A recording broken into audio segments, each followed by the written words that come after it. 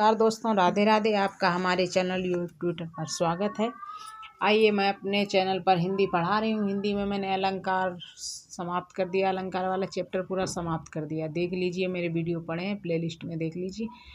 और मैं अब रस पढ़ा रही हूँ। रस की परिभाषा, रस के भेद बता दिए। रस के भेद में पहला है श्रृंगार रस। श्रृंगार रस के परिभाषा भी बता दी और उसके जो दो भेद हैं वो भी बता दिए। उसकी परिभाषा और उदाहरण से बता दिया। अब हेडिंग डालिए दूसरा, हास्य रस। हास्य रस की परिभाषा: विकृत वेशभूषा, क्रियाकलाप, चेष्टा या बाणी देख सुनकर मन में जो विनोद जन उल्लास उत्पन्न होता है उसे हास्य रस कहते हैं।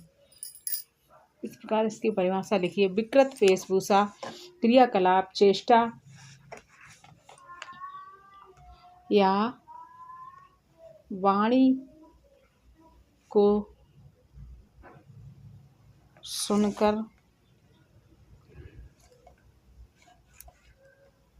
मन में जो उल्लास उत्पन्न होता है उसे हास्य रस कहते हैं। इसका स्थायी भाव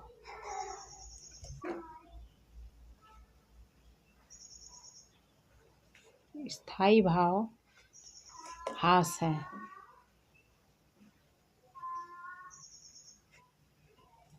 इसका उदाहरण देखिए।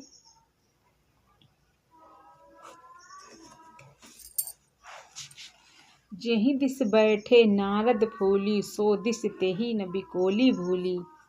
बिलो की भूली पुनि पुनि मुनि, उकसहि अकुलाही, देखि दशा हरिगन मुस्काई। इसमें जब समुद्र का मंथन हुआ था उसमें लक्ष्मी जी अमृत निकला था और लक्ष्मी जी निकली थी। लक्ष्मी जी वरमाला पहनाने के लिए पहले राक्षसों की तरफ से होते हुए देवताओं की तरफ जब जा रही थी तो वहीं नारद मुनि भी सुंदर सा वेश धारण करके आए थे। वही उदाहरण दिया गया है इसमें। जेहि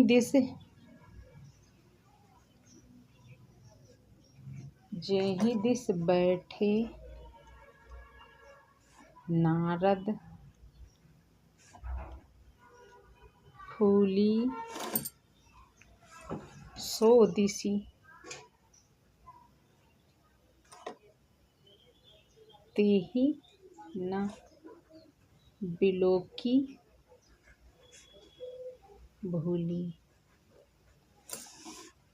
पुनि पुनि मुन उकसहि अकुलाही।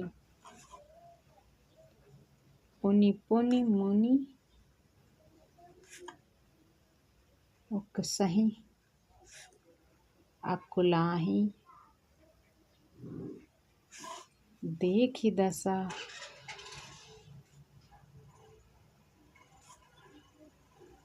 हरिगन मुस्काई।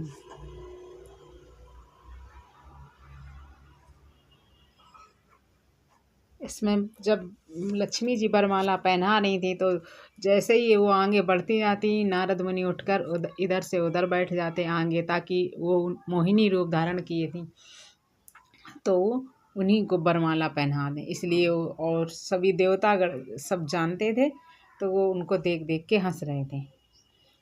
इस प्रकार इसमें हास्य रस हुआ। बानर इसमें स्थायी भाव हास, आलंबन नारद का बानर रूप, आश्रय दर्शक थे और उद्दीपन नारद का आंगिक चेष्टाएं जैसे उकसाना, अकुलाना, बार बार स्थान बदल कर बैठना। अनुभाव हरिगण या अन्य दर्शकों की हंसी ना रुकना। संचारी भाव चपलता, उत्सुकता आदि है। अतः यहाँ पे हास्य रस होगा। और दूसरा हेडिंग डालिए, करुण रस।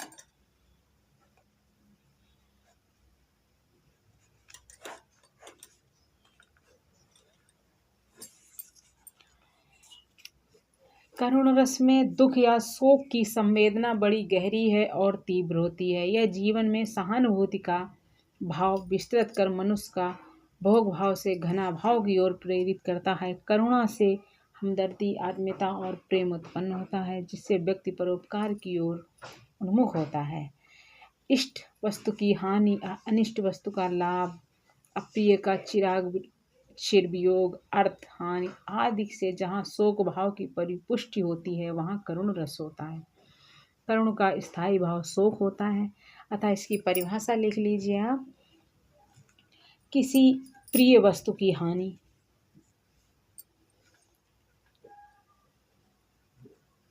किसी प्रिय वस्तु की हानि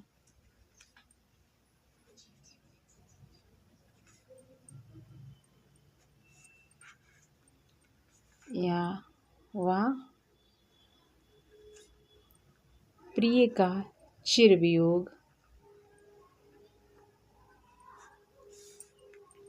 अर्थ हानि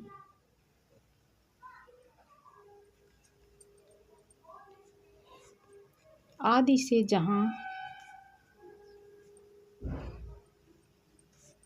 शोक भाव उत्पन्न होता है,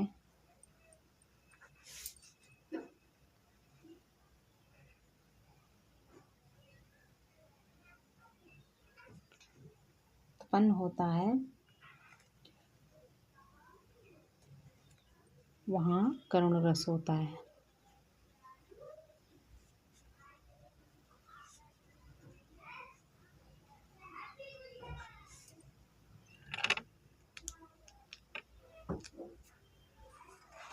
वहाँ करुण रस होता है।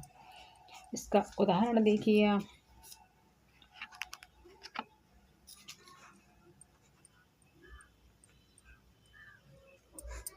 उदाहरण में शोक बिकल एव रोवहि रानी, रूपशील बल तेज बखानी, करहि बिलाप अनेक प्रकारा, परहि भूमि तल बारहि बारा।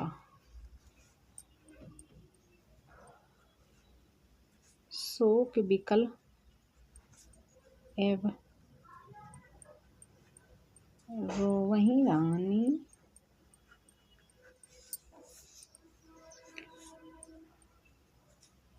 रूपशील बल तेज बखानी, करहि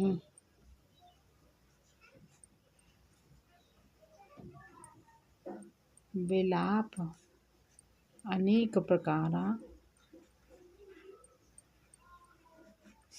परहि भूमि तल बारहि बारा।